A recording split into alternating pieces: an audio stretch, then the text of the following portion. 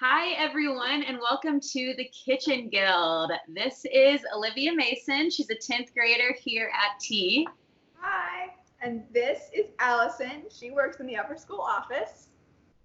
And we are here to explore the kitchen with you. So each week we will do an activity that teaches us a bit more about our kitchen. We get to know our space a bit better, and then we will get our hands dirty and dive right into a cooking or baking activity. So thanks for joining along. We look forward to seeing what you create and tasting all the delicious treats from afar. So first activity today is ABCs of the kitchen. Allison, what's that? Hey, Liv. So the ABCs of the kitchen are exactly what they sound like. We are going to go through the alphabet and with each letter identify something in your kitchen, whether it's food or an appliance or just the random things that live in your kitchen and my kitchen that starts with each letter. So we will kind of collect those, write them down. If you can star or highlight the ones that were extra tricky or creative, we'd love to hear about them at the end of the class and compare what we've got. Allison, I finished. What next? Great job, Liv. So now you can go back to the activity guide and look at the other challenges we posted to do with activity 1. For example, how about a spelling bee when you go through the letters with your siblings or your parents? Awesome. Allison, how do you spell stove? Stove. S-T-O-V-E. Stove. So yeah, please check out the activity guide. We've listed out a bunch of different challenges, and if you create something awesome, we'd love to hear about it so we can add it to the list. Okay, everybody, who's ready for activity number 2? We're going to be making some of my favorite treats in the kitchen, no-bake balls. Now, for these no-bake balls, you need 3 core ingredients: rolled oats, a nut butter, and a sticky liquid sweetener. I decided to grab my old-fashioned rolled oats, some almond butter, and maple syrup. Allison, what are your core ingredients?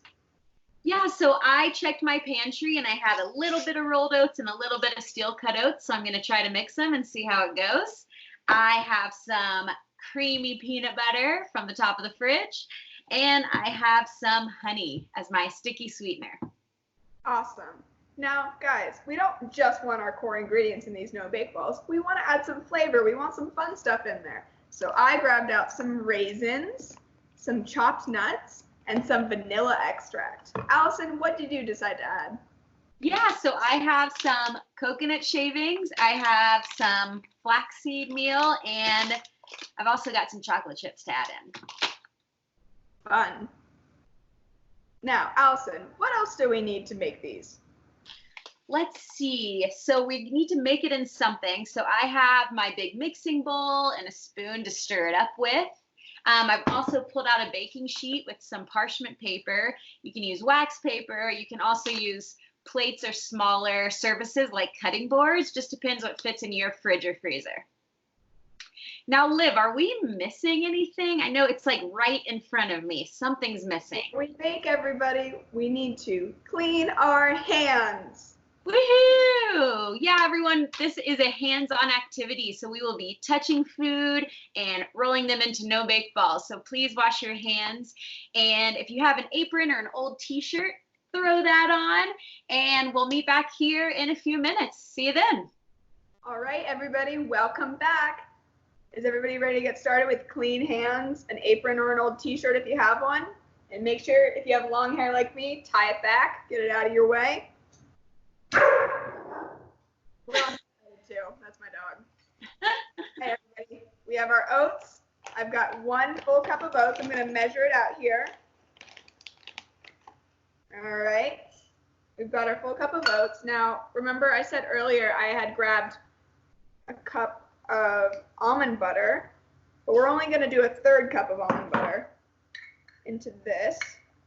Now, I recommend you guys grab a spoon to help you scoop out your nut butter if it's a little tough like mine is. Allison, how's your peanut butter treating you? You know, peanut butter tends to be a little thinner, it seems. So it's coming out good. Yeah, we'll see. So far, so good. My dog's excited too about all the smells coming out of the bowls. Fun. All right, now that we've got our almond butter in there, who remembers what we need to add next? Liquid sweetener. That's right.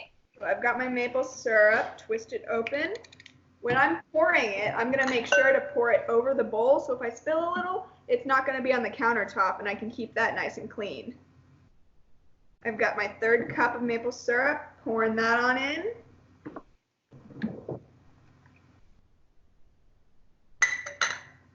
Alrighty, now I'm gonna add a little bit of my vanilla extract along with my core ingredients, just because you want to get it in there nice and early. Mixing time.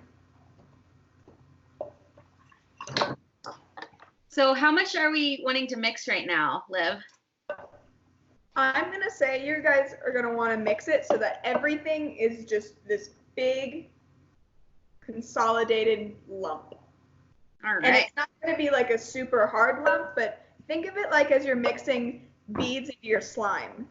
You want all the rolled oats to be incorporated with all of the almond butter and the maple syrup, and you want it to just be one big old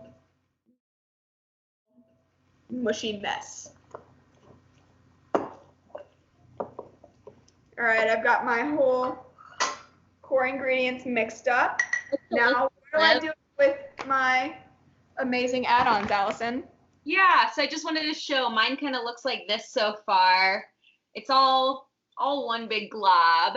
And yeah, let's see what happens next. So I am going to start adding in my add-ons, and you want to do it one at a time just to make sure it all mixes in well. So I'm just going to start with my flaxseed here. Start with whatever pleases you.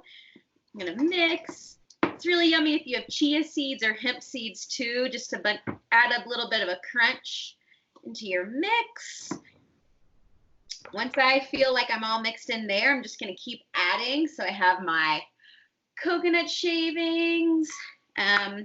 We added suggested amounts on the activity guide, though we are encouraging you to kind of play it by ear with some of these. If you're using several add-ons, you might want to use less of each.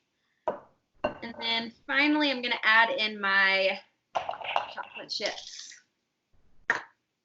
Now, guys, some of you might run into certain problems with your consistency, like, hey, what do I do if it's too dry, it's not really sticking together? What if I do it if it's too sticky and everything's getting everywhere? Yeah, great question. So right now mine's looking maybe a little dry. I'm going to do a test. So I'm going to grab a little and see how it's forming. And you know, it's forming pretty well. If I was having a harder time forming it, I might add a little bit more peanut butter or a dash more of honey or your liquid sticky sweetener, just something to hold it together.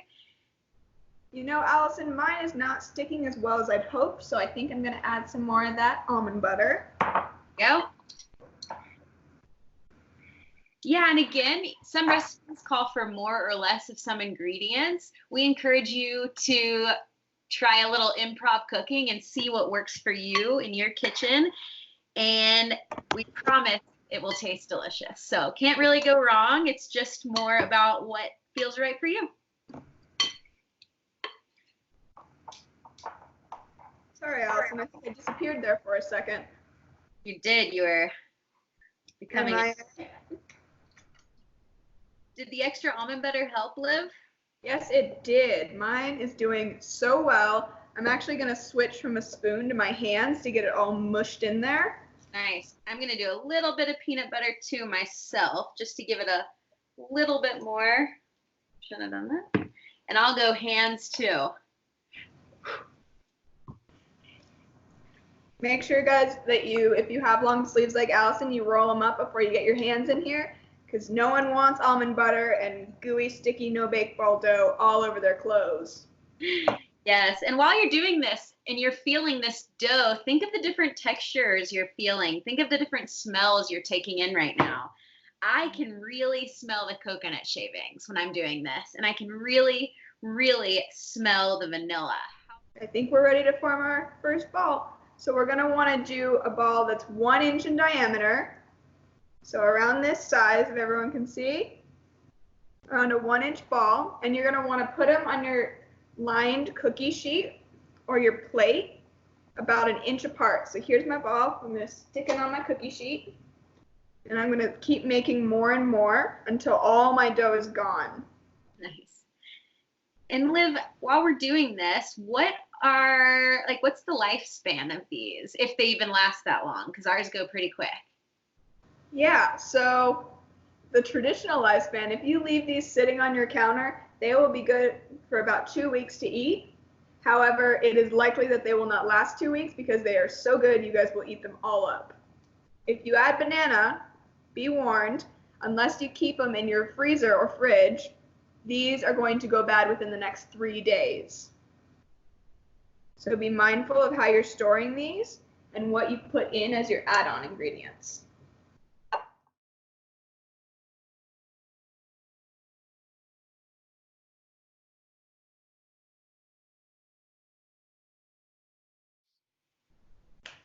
Hey everyone, welcome back.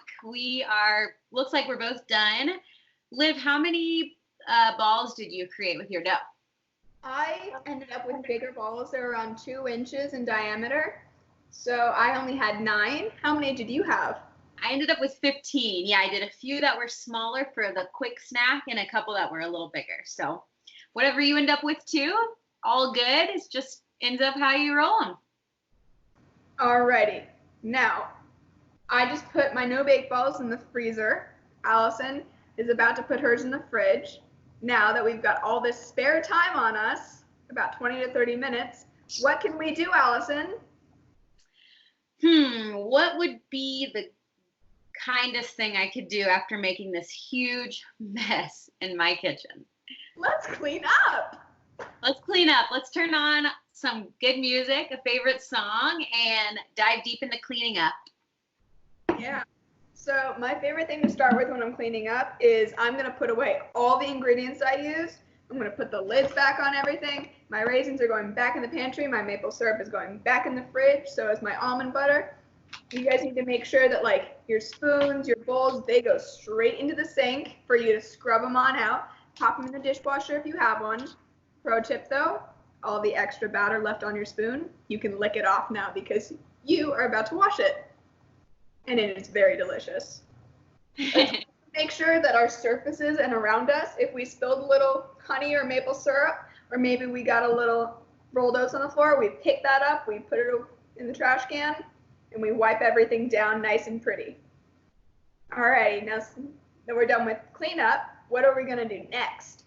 Yeah, so one last bonus activity so that we can track these really fun improv cooking activities we do is we ask that everyone, you can just find a index card, a piece of paper.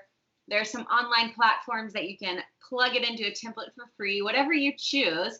Let's write down our recipes. So based on the activity guide, you can kind of use that to fill in some of those quantities and the steps, but this is a chance for us to write down, okay, what did we have in our kitchen? So I had the coconut shavings, Liv had the raisins. They're both going to taste different but delicious. So what if we write down what we put in ours? I think by the end of this school year, we'll have a bunch of fun recipes to share with each other. We thought that you could turn them into a postcards or mail it to someone you love so that they can try your recipe too. So once you're done cleaning, it takes some time to write down those ingredients and the steps, and that way they can be saved and we can remember this special time together. Awesome. Thank you everybody for joining us, and hop on that Google Hangout so you can discuss with us how your no bake balls went or what fun ideas you came up with for the ABC challenge. Yes, we look forward to all taking a bite together, and we look forward to hearing your most challenging letters and most creative letters with the ABCs in the kitchen game. Thanks everyone for joining us. We look forward to seeing you then.